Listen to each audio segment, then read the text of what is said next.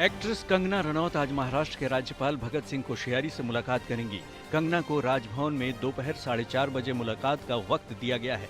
माना जा रहा है कि इस मुलाकात में कंगना महाराष्ट्र सरकार से जारी अपनी तनातनी और बीएमसी की हालिया कार्रवाई को लेकर राज्यपाल से शिकायत करेंगी। 9 सितंबर को बीएमसी ने कंगना के दफ्तर पर बुलडोजर चला दिया था। इसी दिन कंगना हिमाचल प्रदेश से मुंबई पहुंची थी। राज्यपाल से मुलाकात से पहले कंगना रनौत ने सोशल मीडिया पर एक पोस्ट साझा करके उद्धव सरकार और शिवसेना पर निशाना साधा है। इस तस्वीर में शिवाजी अपने तलवार कंगना को सौंपते दिख रहे हैं। साथ ही कंगना ने मराठी में लिखा है कि वो शिवाजी और लक्ष्मीबाई की विरासत को आगे बढ़ाते हुए चुनौतियों का सामना करेंगी और डराने की कोशिश करने वालों के आगे झुकेंगी नहीं। शिव सैनिकों की गुंडागर्दी के शिकार हुए पूर्व नेवी अफसर को अस्पताल से छुट्टी मिल गई है। मदन शर्मा ने आरोप लगाया है कि शिवसेना और महाराष्ट्र सरकार ने कंगना मामले का गुस्सा उनके ऊपर निकाला है। मदन शर्मा ने ये भी कहा है कि हमले के बाद उन्हें गिरफ्तार करने की भी तैयारी थी। अगर ऐसा हो जाता तो जेल में ही उनकी हत्या हो जाती। पूर्व नेवी अफसर पर हमले के मामले में शिवसेना ने 2 दिन बाद चुप्पी तोड़ी। संजय राउत ने एक बयान जारी कर इस हमले को सही ठहराने की कोशिश की। राउत के मुताबिक मदन शर्मा की पोस्ट भड़काऊ थी और इसकी प्रतिक्रिया के तौर पर हमला हुआ। राउत साथ ही साथ ये भी दावा कर रहे हैं कि महाराष्ट्र में कानून का राज है और आरोपियों को तुरंत गिरफ्तार कर लिया गया था। पूर्व नेवी अफसर के हमलावर शिव सैनिकों को थाने से ही जमानत मिल जाने पर पीड़ित परिवार ने आपत्ति जताई है। शनिवार को बीजेपी नेताओं के साथ पीड़ित की बेटी ने ज्वाइंट सीपी के दफ्तर पर धरना दिया। पीड़ित के समर्थन में पूर्व सैनिक संघ भी उतर आया है और आज पूरे महाराष्ट्र में प्रदर्शन की तैयारी है।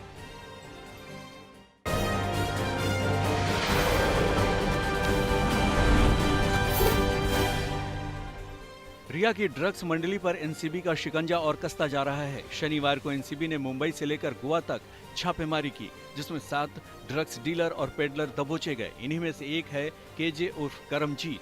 23 साल के ड्रग पेडलर करमजीत के पास से एनसीबी को गांजा और चरस भी बरामद हुआ है।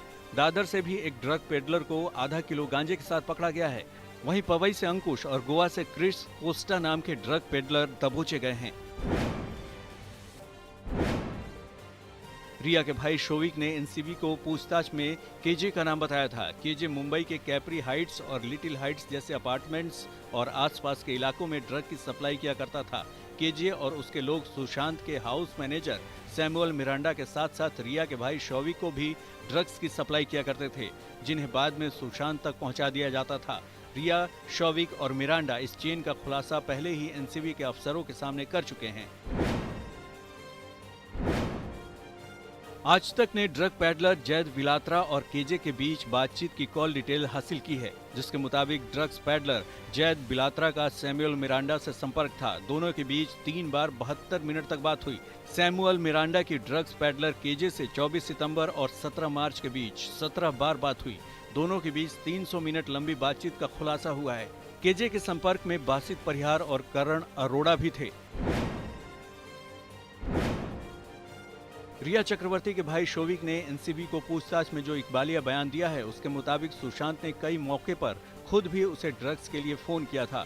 5 से 17 अप्रैल 2020 के दौरान सुशांत ने मुझे फोन करके बताया कि उनके बड और वीड का स्टॉक अब खत्म हो रहा है और ये बात उन्होंने अपने मैनेजर मिरांडा को भी बता दी। इसके बाद मिरांडा ने जब मुझसे संपर्क किया तो मैंने बताया कि मैं बार बार ड्रग्स का इंतजाम नहीं कर सकता, लेकिन इस बार उसने मुझे रिया से बात करने को कहा।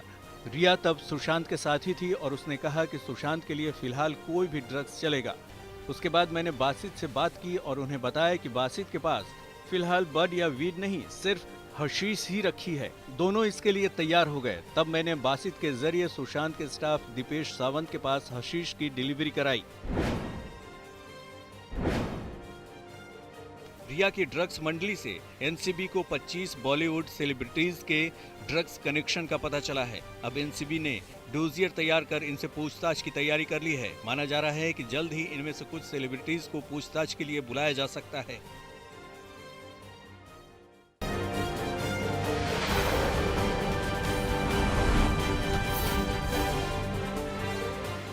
महाराष्ट्र में कोरोना संक्रमण का भयानक दौर दिखाई दे रहा है। 24 घंटे में राज्य में 22,000 से ज्यादा नए मरीज सामने आए हैं, जबकि 391 मरीजों की मौत हो गई है। महाराष्ट्र में एक्टिव मामलों की संख्या भी काफी ज्यादा है। करीब 2,80,000 यानी देश भर के लगभग 1/4 एक्टिव केस महाराष्ट्र में हैं। दिल्ली में भी कोरोना संक्रमण का दोबारा उछाल डरावना रुख अख्तियार कर रहा है। बीते 24 घंटे में राजधानी में 4,321 नए मामले दर्ज हुए हैं, जबकि 28 मरीजों की मौत हो गई। 19% से आगे जा चुकी दिल्ली की कोरोना रिकवरी दर एक बार फिर से घटकर 84% पर आ गई है।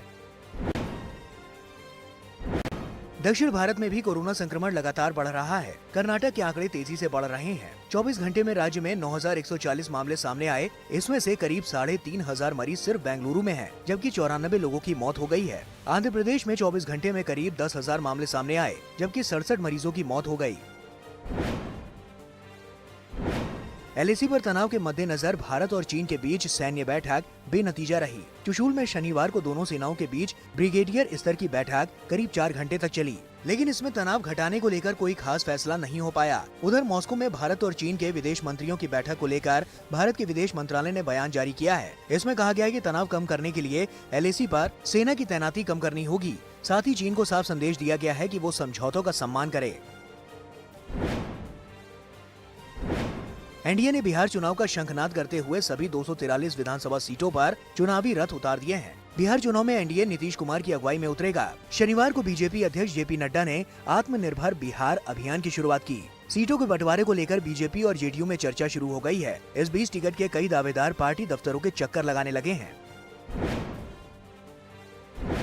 बिहार के चुनाव में सुशांत सिंह की मौत का मुद्दा भी गूंज सकता है। एलजेपी अध्यक्ष चिराग पासवान ने महाराष्ट्र में रह रहे दूसरे राज्यों के लोगों को लेकर फिक्र जताई है। चिराग के मुताबिक महाराष्ट्र में सभी उत्तर भारतीयों को निशाना बनाया जा रहा है। हालांकि बिहार के डिप्टी सीएम सुशील मोदी का दावा है कि बिहार चुनाव में विकास का मुद्दा होगा, सुशांत या कंगना का नहीं।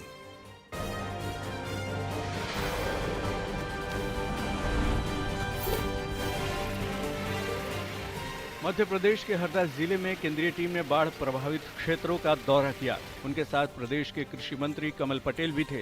हरदा में 29 अगस्त से 31 अगस्त के बीच बारिश से करोड़ों का नुकसान हुआ। कई लोगों के मकान बाढ़ में बह गए थे। राज्य सरकार का कहना है कि अकेले वो इस त्रासदी से नहीं निपट सकते, लिहाजा केंद्र सरकार से राहत पैकेज की मांग की है। एमपी के बुरहानपुर में 1 घंटे की मूसलाधार बारिश ने शहर को पानी पानी कर दिया। सिंदीपुरा, लोहार मंडी, बुधवारा और शनिवारा में कमर के बराबर पानी भरने से लोग मुसीबत में फंस गए। शहर के रास्ते तालाब जैसे हो गए। सड़क पर जा रहा एक तांगा डूब गया। उसमें बैठी सवारियों की जान स्थानीय लोगों ने कड़ी मशक्कत के बाद बचाई। 2 घंटे की बारिश ने शहर की पोल खोल दी।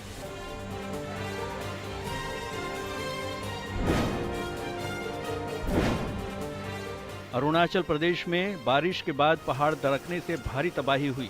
कई जगह पेड़ टूट गए और रास्तों को भारी नुकसान हुआ। रास्ते टूट जाने से कई गांवों का संपर्क भी टूट गया। हालांकि सरकार इन रास्तों से मलबा हटाने का काम युद्ध स्तर पर करवा रही है, लेकिन बार बार लैंडस्लाइड होने से मुसीबत कम होने का नाम नहीं ले रही। आने जाने वाले लोगों पर लगातार खतरा बना हुआ है। देहरादून के लक्सर क्षेत्र में सरकारी स्कूल तालाब में बदल गया है। स्कूल पानी से लबालब भरा है और पढ़ाई नहीं हो पा रही है।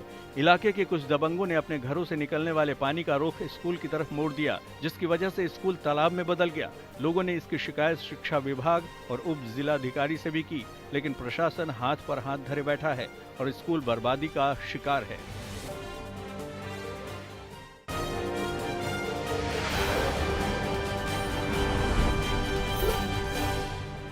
यूपी के फतेहपुर जिले के ओंग थाना क्षेत्र में एक युवती की जिंदा जली लाश मिलने से हड़कंप मच गया। पुलिस को युवती के शव के पास एक मोबाइल मिला है। इसी के आधार पर युवती की पहचान हुई। आरोप है कि युवक ने हत्या करने के बाद जंगल में युवती की लाश जला दी और गायब हो गया। लेकिन जब फोन की जांच करते करते पुलिस युवक तक पहुंची तो उसने भी ट्रेन के आगे कूदकर जान दे दी। पुलिस ने दोनों की लाश पोस्टमार्टम के लिए भेज दी है। यूपी के फिरोजाबाद में एक भीषण सड़क हादसे में एक की मौत और 12 लोग घायल हो गए। शिकोहाबाद में कोठी गांव के समीप रोडवेज बस मिट्टी से लदे डंपर से टकरा गई। टक्कर इतनी जबरदस्त थी कि बस पूरी तरह से क्षतिग्रस्त हो गई। हादसे में बस ड्राइवर की मौके पर ही मौत हो गई, जबकि 12 बस सवार घायल हो गए, जिन्हें शिकोहाबाद के अस्पताल में भेजा गया। कुछ घायलों को ट्रॉमा सेंटर में भर्ती कराया गया है। सूरत पुलिस ने एक इंटरनेशनल सेक्स रैकेट का पर्दाफाश किया है। एक स्पा में छापा मारकर एक बांग्लादेशी लड़की को गिरफ्तार किया गया, जिसे मोबाइल दिलाने के बहाने पहले बॉर्डर पार कराया गया, फिर अलग अलग शहरों में दलालों को बेचा गया। पुलिस ने इस मामले में स्पा मालिक, मैनेजर समेत कई दलालों को गिरफ्तार किया है। अब पुलिस को बॉर्डर पार कराने वाले उसके रिश्तेदार की तलाश है। पुलिस इस बात की भी जांच कर रही है कि दिल्ली, मुंबई और बेंगलुरु में क्या इस गिरोह ने पहले भी लड़कियों का सौदा किया है।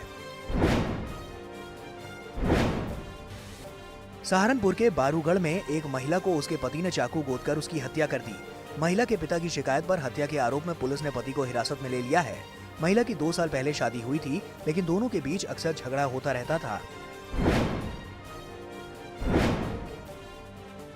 अमृतसर के भिंड इलाके में बच्चे की पिटाई का एक वीडियो वायरल हो रहा है। बच्चे को उसकी मां ने इतनी बेरहमी से पीटा कि उसके हाथ और पैर की हड्डी टूट गई। 3 महीने पहले दूसरी शादी करने के बाद मां का 3 साल के बच्चे के प्रति व्यवहार अचानक बदल गया और वो अक्सर बच्चे को पीटने लगती थी। पुलिस ने वीडियो देखने के बाद मां के खिलाफ केस दर्ज कर लिया है।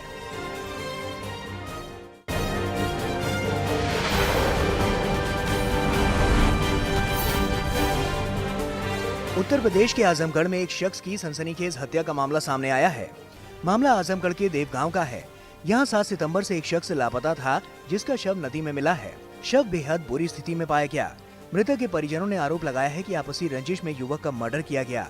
पुलिस ने 11 लोगों के खिलाफ नामजद मामला दर्ज कर लिया है, जिनमें से 3 लोगों को गिरफ्तार भी किया जा चुका है।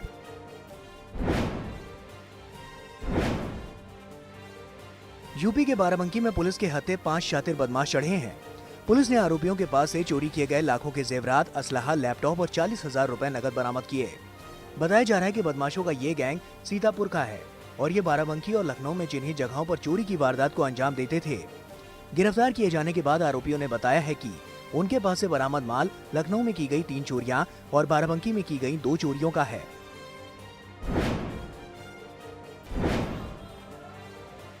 मेरठ का सराफा मार्केट उस वक्त जंग का अखाड़ा बन गया जब व्यापारियों के 2 गुट आमने सामने आ गए।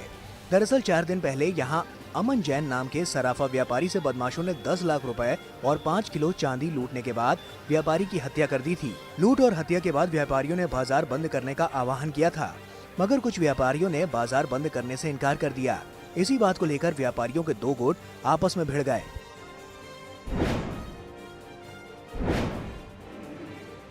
मध्य प्रदेश के राजगढ़ में न्यायाधीश के बंगले से चंदन का पेड़ काटकर ले जाने वाले 3 आरोपियों को पुलिस ने गिरफ्तार कर लिया। बताया जा रहा है कि आरोपी शाहजहांपुर और रायसेन से राजगढ़ चंदन की लकड़ी चुराने आए थे।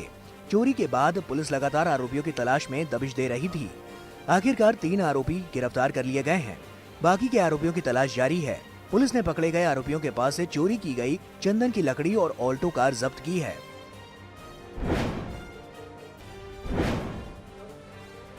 राजस्थान के भरतपुर में महिला ने पुलिसकर्मी और बिजली कर्मी पर गैंगरेप का आरोप लगाया है। महिला ने आरोप लगाया है कि झालावाड़ में कांस्टेबल के पद पर तैनात एक शख्स और उसका बिजली कर्मी दोस्त दोनों ने महिला को शराब पिलाई और फिर उसके साथ रेप किया। महिला का मेडिकल टेस्ट कराने के बाद मामला दर्ज कर लिया गया है और दोनों आरोपियों को गिरफ्तार कर लिया गया है।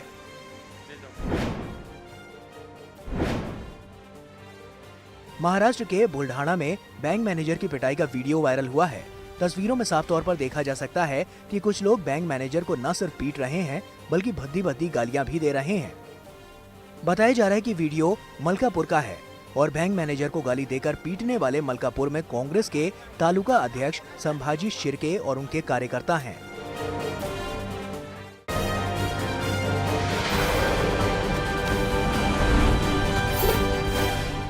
कतर की राजधानी दोहा में अफगानिस्तान शांति वार्ता जारी है। इसी सिलसिले में अमेरिका के विदेश मंत्री माइक पोम्पियो ने तालिबानी प्रतिनिधि से मुलाकात की और कहा कि अफगानिस्तान के लोगों को अगर शांति कायम करनी है तो बातचीत ही एकमात्र रास्ता है।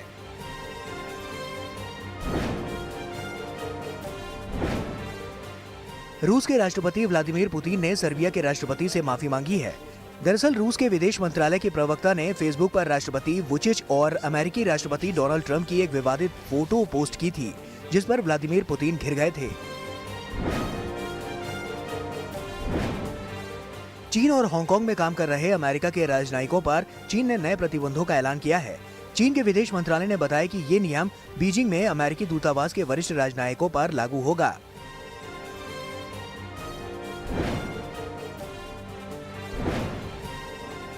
कैलिफोर्निया में जंगलों की भयानक आग लगातार बढ़ती जा रही है और अब ये अमेरिका के कई पश्चिमी राज्यों में फैल चुकी है। इस भीषण आग से अब तक 23 लोगों की मौत हो गई है, जिसके बाद आग बुझाने के लिए इजराइल से दमकल कर्मियों की 10 टीमों को बुलाया गया।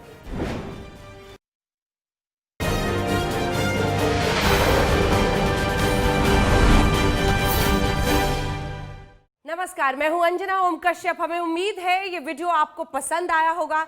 लेटेस्ट खबरों के लिए यूं ही देखते रहिए आज तक और इस वीडियो के पसंद आने पर लाइक, शेयर एंड सब्सक्राइब करना ना भूलें।